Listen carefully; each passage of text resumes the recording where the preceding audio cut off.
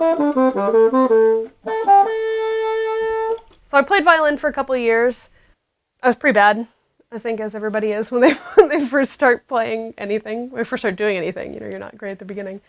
And we moved. My dad got a new job outside of Atlanta, so we moved from Denver to Atlanta.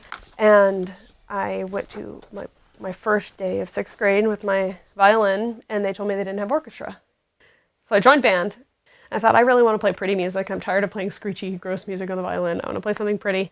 So I picked the French horn, and then the band director came back out after everybody had picked their instruments, and he said, we're going to be a really good band, but we don't have somebody to play every instrument. And we can only be a really good band if we have every instrument. And I see straight through this now, but I did not when I was in 6th grade, that we really need someone to play the bassoon. And I went up and played on it, and I remember it like sort of, I don't know, it's really terrible. I should probably make you the sound that I made when I first did it. It sounds like a dying cow. Like it's a pretty awful beginning sound, but it kind of like makes your face vibrate, and it was pretty loud, and I don't know what drew me to it, because it definitely wasn't pretty, which is why I thought I wanted to play the French horn.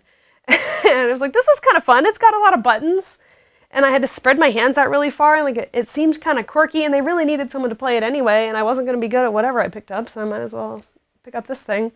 And I'm sure my mother must have just like, bless her, she must have had a heart attack at that point, because it was like big, and I did not sound very pretty, and they'd already spent 2 years listening to me to be terrible at the violin. Now I was going to, just transfer it over to something else. But it stuck. I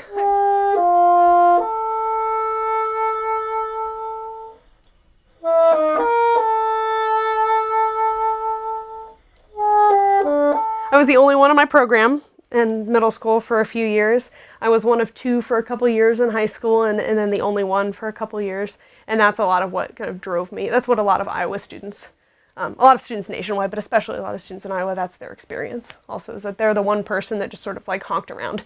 And they don't really know what they're supposed to sound like, and they didn't have anybody else that's learning with them, and it's a really isolating experience.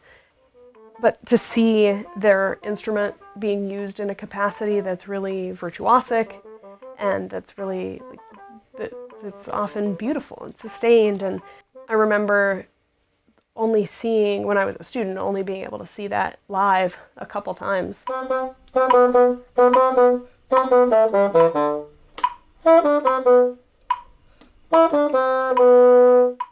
I started out in college actually not as a music major.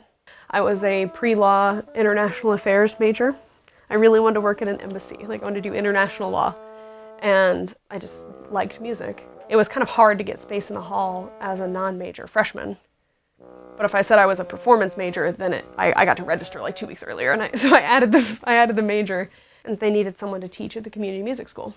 And I really liked it. I dropped the law component of it and added the music education degree. And so I graduated with a music education degree. I actually was a middle school band director after undergrad.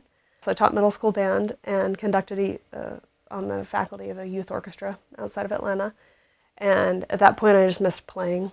So I went back and got a focused master's in performance and focused really on pedagogy, on teaching my instrument specifically. There's something really special about teaching, I don't know, there are many components of it, but teaching something that is still a new discipline to someone who's not new to the world.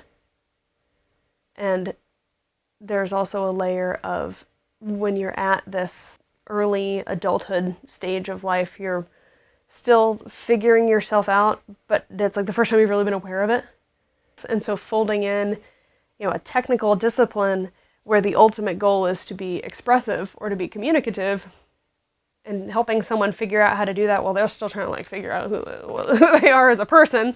It's a really fascinating group to work with, and I think it's really fulfilling in that way to see adults becoming more who they're going to be.